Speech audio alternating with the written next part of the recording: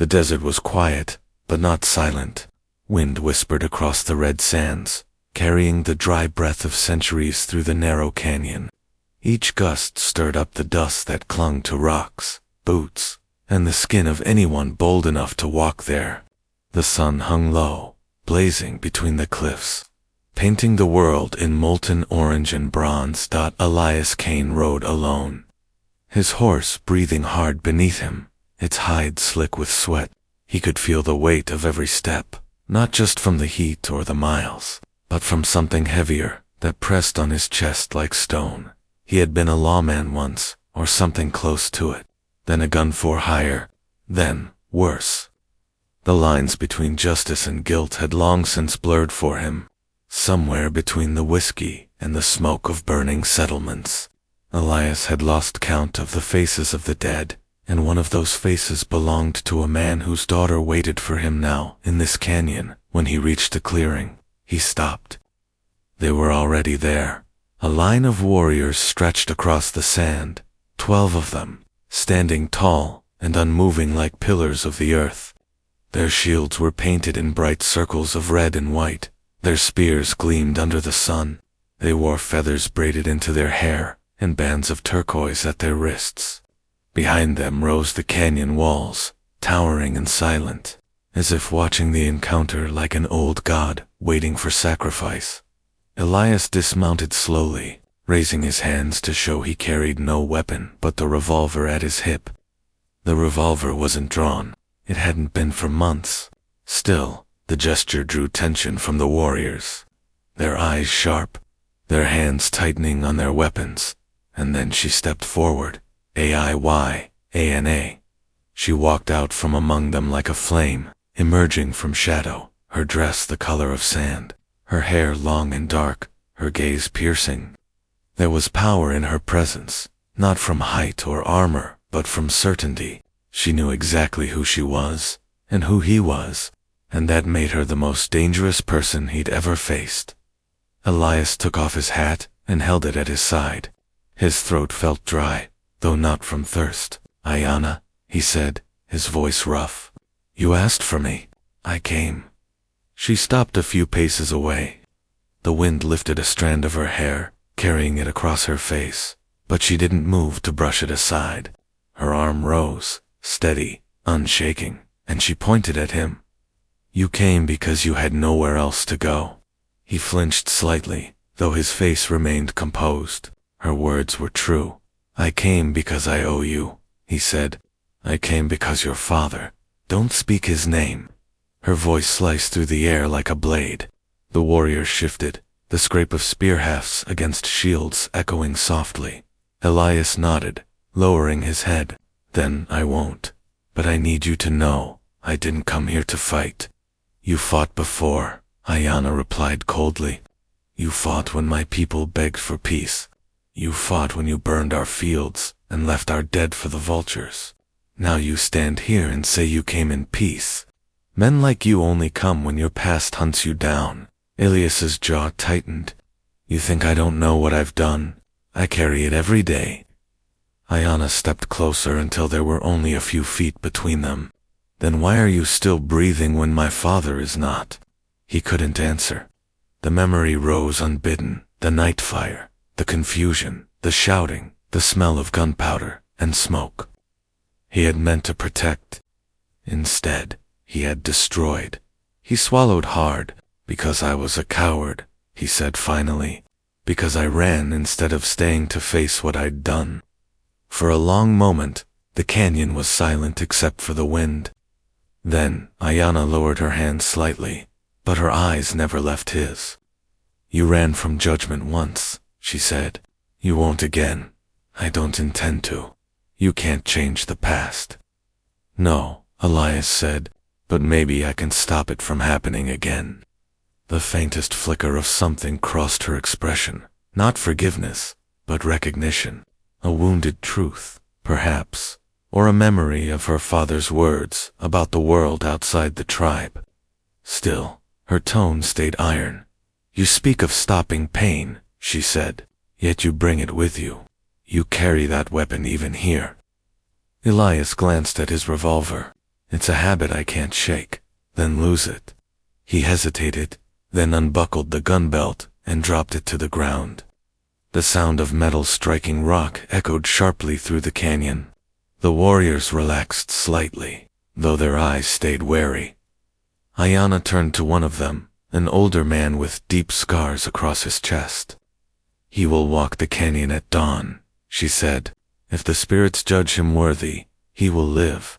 If not, the desert will take him." Elias frowned. "And if I refuse, then you'll die here, now." He studied her for a moment. She wasn't bluffing. The warrior spears were already shifting, just slightly, but enough to remind him of how thin the line was between breathing and bleeding. Finally, he nodded. "At dawn, then." She turned to leave, but he spoke again. "Ayana, I didn't mean to kill him." She froze. The words hung heavy between them, weighted with too many memories. Slowly, she looked back. "Meaning doesn't wash blood from stone," she said. He had no answer for that. The warriors began to move, fading into the shadows of the canyon. Ayana lingered a moment longer, her profile cut sharp against the setting sun. For an instant, Elias thought he saw sorrow beneath her strength, but then she turned away, and it was gone. As the last light of day bled out over the cliffs, Elias stood alone, the dust swirling at his feet. He watched the sun disappear, leaving only the long shadow of his own, guilt stretching out before him. He found a place to rest near a rock ledge and built a small fire. The flames flickered weakly, struggling against the chill that crept in with night. He sat there, staring at them, his mind drifting between memories, laughter in the saloon, the smell of tobacco, the sound of rain on a tin roof, and the face of the man who had died because of him. The canyon whispered in the wind, a low, ghostly hum that seemed to speak words he couldn't quite catch. He thought of what Ayana had said, "The spirits will judge you." Maybe that was what this land had become, a court of stone and silence, where every wrong deed echoed forever. He closed his eyes, listening to the crackle of fire. Somewhere far off, a coyote called. The sound was lonely and raw, just like the ache in his chest. When he finally slept, his dreams were full of smoke and feathers, and a hand reaching out from the fire, a hand that belonged to the man he'd killed. He woke before dawn, drenched in sweat, the horizon just beginning to glow with pale light. Today, the canyon would decide his fate, and maybe, just maybe, he'd find the courage to stop running from the shadows he'd made.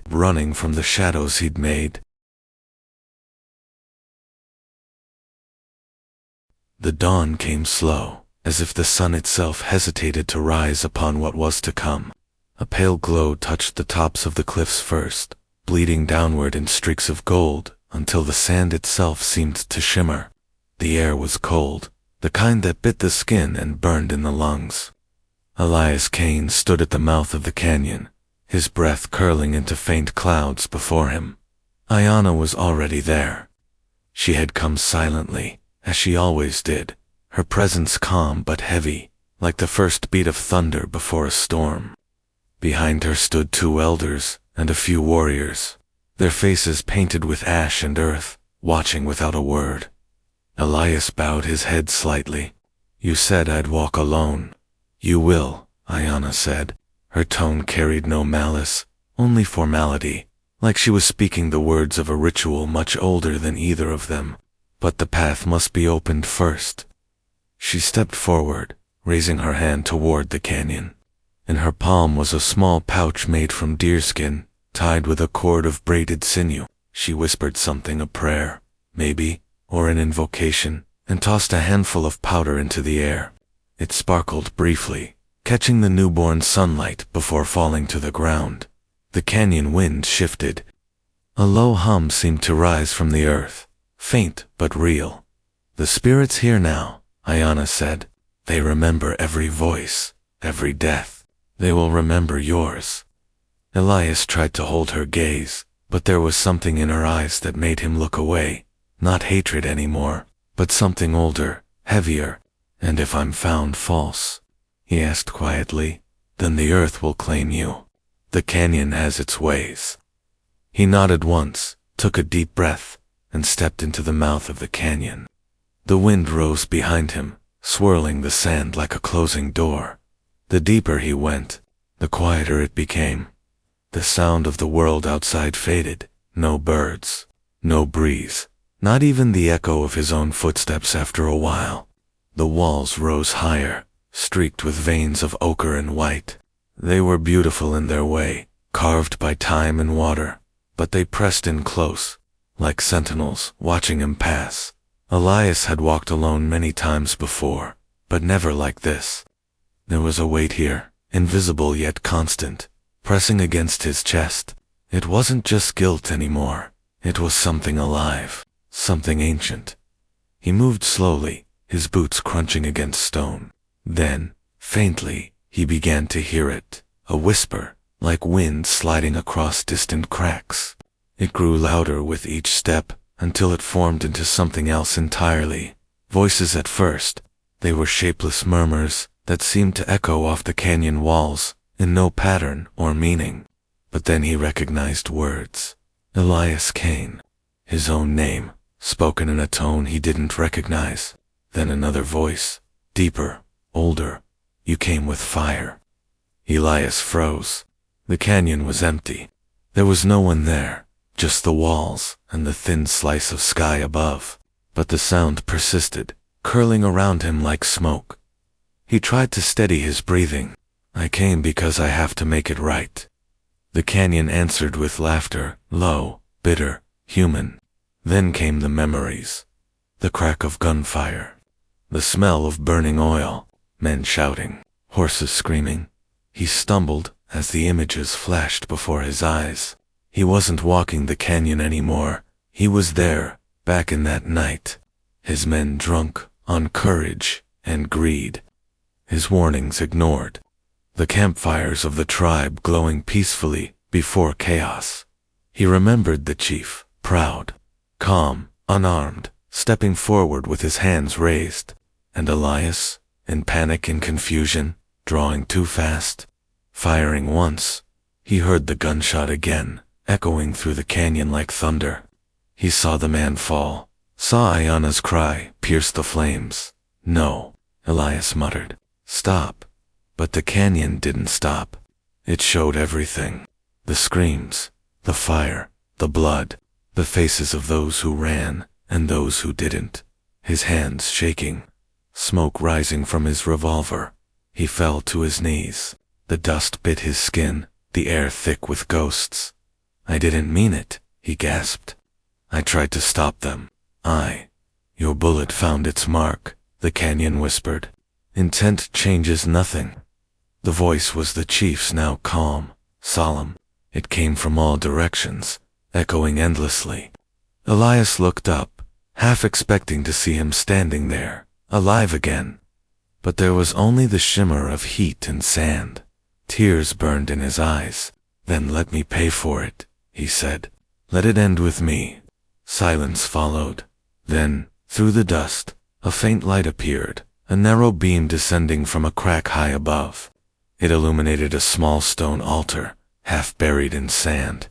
On it lay a single black feather, its edges tipped with gold. He rose shakily and approached. The air around the altar vibrated, humming like a heartbeat. Ayana's voice broke the silence. She had entered the canyon quietly, her figure emerging through the haze. You've seen what you needed to see, she said. You've walked with your ghosts. Elias didn't look at her. They're not ghosts, he said. They're memories. My punishment. Then let the spirits decide if it's enough. She stepped beside him, holding out a knife, its handle wrapped in rawhide, its blade carved from bone. Blood carries truth, she said softly. It feeds the spirits who watch. They will know if you lie. He met her eyes. And if I bleed for nothing, then you will die clean. He nodded. Without another word, he took the knife and pressed the blade against his palm. The sting was sharp, but real, grounding him. He held his hand over the altar, and let the blood drip onto the feather. The air shifted instantly. The hum grew louder. The walls of the canyon began to glow faintly, patterns of light moving like water, shapes forming within the stone. He saw faces, warriors, women, children, ancestors of the tribe, and among them, the chief, Ayana's father, watching in silence. Elias dropped to one knee, head bowed. "I'm sorry," he whispered. "I took your life. I ruined hers. I can't undo it, but I'll spend the rest of mine making it right." The canyon wind rose suddenly, swirling around him, tugging at his clothes, his hair, his breath. The light brightened, then dimmed. Slowly, the glow faded from the walls. The voices fell silent. Ayana stepped closer. "The spirits are done listening." Elias looked up, exhausted, blood still dripping from his hand. "What did they say?" She studied him for a long moment. Her expression softened, just barely. "They said nothing, which means they have not taken you." He nodded slowly, relief mixed with confusion, fear with hope. "Then I live. For now," she said. "But you live for them now, not for yourself." She turned and began walking back toward the canyon's mouth. Elias followed, weak but steady. The air was warmer now, touched with the rising light of morning, when they emerged from the shadows. The tribe waited, silent, watchful. The elders regarded Elias, then Ayana. "He has faced the echoes," she said simply. "The spirits have not taken him." The elders exchanged glances, then nodded once. One of them spoke, voice raspy with age. "Then his path is bound to us until his debt is done." Elias said nothing. There were no words left that could matter. He only looked once more toward the canyon, now calm, quiet, as if nothing had ever happened. But in that silence, he could still hear it, a faint, fading whisper that followed him out. "Redemption is not granted. It is earned. Redemption is not granted. It is earned." The desert was quiet again. The storm of wind and spirits that had raged within the canyon faded into stillness, leaving only the whisper of sand shifting against stone. Elias Kane stood beneath the open sky, his palm wrapped in cloth where he had cut it, his eyes fixed on the horizon. Dawn had fully broken now, spreading its gold across the mesas like spilled fire. Ayana stood beside him, her expression unreadable. The tribe gathered a short distance away, a semicircle of faces, proud and solemn. The elders whispered to one another in low tones, before the oldest among them stepped forward, his voice like the creak of old wood. "The canyon has not claimed him," he said.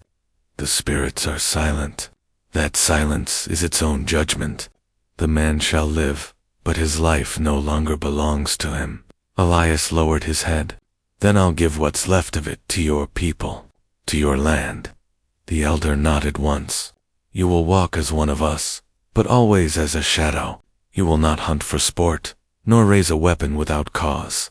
Your hands will mend what they once destroyed. Only then may the earth remember your name without anger." Elias bowed. "I understand." The warriors lowered their spears. The ceremony was over. But Ayana lingered a moment longer, studying him in silence. "You think this will wash away your sin?" she asked quietly. He looked at her, sun glinting in his tired eyes. "No," he said, "it won't. But maybe it'll make the world hurt a little less." For a long time, she said nothing. Then, with a faint nod, she turned away. "Come, the day is long, and work waits for no one, not even the haunted." Weeks passed. The desert's rhythm became his own, the mornings of cool air and golden light, the long hours of labor under a burning sky, the silence of the nights broken only by the calls of owls and coyotes. Elias worked where he was told. He mended fences, tended the tribe's horses, gathered wood, fetched water from distant springs. At first, no one spoke to him. The children hid when he passed. The warriors watched him with hard eyes, hands never far from their spears. He didn't blame them. He had no right to be trusted. But over time, the silence began to crack. A boy with sharp eyes and a curious spirit started following him from afar. Then an elder asked him to fix a broken saddle. A few days later, he was invited to sit by a fire and share a bowl of stew. He never said much. Words felt like lies after everything he'd done, but slowly, without intending to, he became part of their days. Sometimes, Ayana watched him from a distance. He could feel her gaze as he worked, steady, appraising, as if trying to decide whether he truly belonged or was only playing at redemption. She rarely spoke to him, yet her presence was everywhere. When she passed, even the wind seemed to still. One evening, as the sun bled out behind the cliffs, Ayana found him repairing a corral gate. The sky was the color of fire, and the smell of rain hung faintly in the air. "You've stayed longer than I thought you would," she said. He didn't look up. Nowhere else to go. "Many men would have left," she said. "Many have those who feared what they'd see in our eyes." "I've already seen worse in my own," he replied quietly. She came closer, folding her arms. "The canyon spared you. Do you think that means forgiveness?" He set the hammer down, wiped his hands on his shirt, and turned to face her. "No, it means I still have work to do. Maybe it means the spirits want me to fix what I can before they take me for good." Her gaze softened slightly. "You speak like an old man." "I've lived enough years for 2 lifetimes," he said. "One in sin, one in penance." They stood there for a while, the silence between them not awkward but thoughtful. The wind stirred the dust, and the sun dipped lower, painting her face in gold. "Do you miss it?" she asked finally. "The world beyond the canyon, the towns, the saloons, the sound of gunfire." He smiled faintly, a tired, broken thing. "Sometimes I miss the sound of rain on a tin roof, but not the rest. Out there, I was a ghost, pretending to be a man. Here, at least, I'm a man trying not to be a ghost." Ayana looked at him for a long time, then nodded. "My father used to say, the desert doesn't forget, but sometimes it forgives when it sees someone trying to listen." He bowed his head slightly. "Then I'll keep listening." The seasons shifted. The rains came late. The rivers swelled, and green crept along the canyon floor like a cautious guest. Elias had grown leaner, his hands calloused, his skin darkened by the sun. He rode with the hunters sometimes, never taking the lead, always watching. He helped build shelters, taught the younger ones how to shoe horses and repair leather. He laughed once in a while now, small, quiet laughs that seemed to surprise even him. But guilt has a long memory. Some nights, he'd wake before dawn, hearing the crack of that gunshot in his dreams. He'd walk out beneath the stars and stare at the cliffs, their red faces glowing faintly in the moonlight, and whisper to the spirits, "Not yet, I'm not done." Ayana often joined him during those nights, wordlessly. They would sit by the dying embers of the communal fire, watching the stars crawl across the sky. Slowly, something like understanding began to form between them, not affection, not yet forgiveness, but the quiet respect of 2 souls who had both lost too much to ever be whole again. Then came the night of the riders. Elias heard them first, distant hooves pounding against the earth, the sound echoing off the canyon walls. He knew that rhythm. Too fast, too many, trouble. He ran toward the edge of the encampment, shouting for the guards. Torches flared.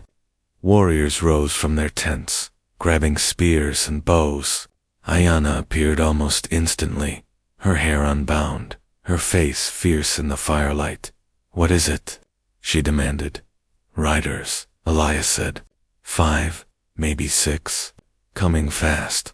Moments later, figures emerged through the dust, men on horses, armed with rifles, shouting in English.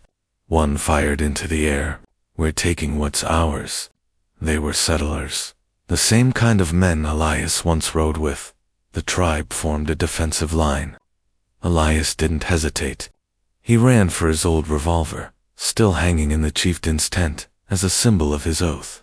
He took it down, feeling its weight once more. Ayana saw him and froze.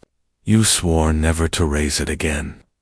I swore never to draw it in anger, he said, but if they come for your people, for you, I'll make this shot for something good.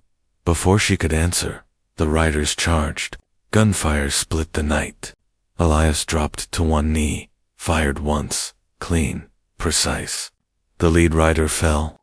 The others scattered in confusion. Warriors moved like shadows, arrows and spears flashing through the smoke. The fight was short but fierce.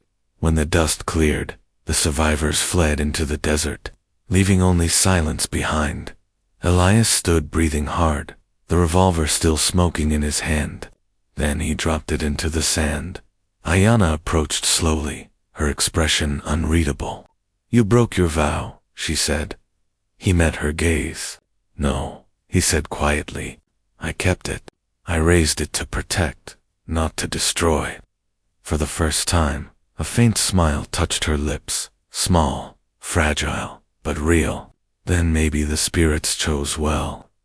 Months passed, and peace returned to the canyon. Elias remained, not as a prisoner or guest, but as one of them. The children no longer feared him. The warriors nodded in greeting, and Diana, though, still strong and proud, no longer looked at him with anger. One evening, as the sun dipped low, Elias stood on the ridge, overlooking the land. The wind brushed past him, warm and gentle. He could hear the laughter of children below, the crackle of fires, the sound of life continuing. Ayana joined him. You've changed the way the wind sounds, she said softly. He chuckled. I didn't know I had that kind of power. She smiled faintly. Not power, presence, the kind that lingers, even after you're gone.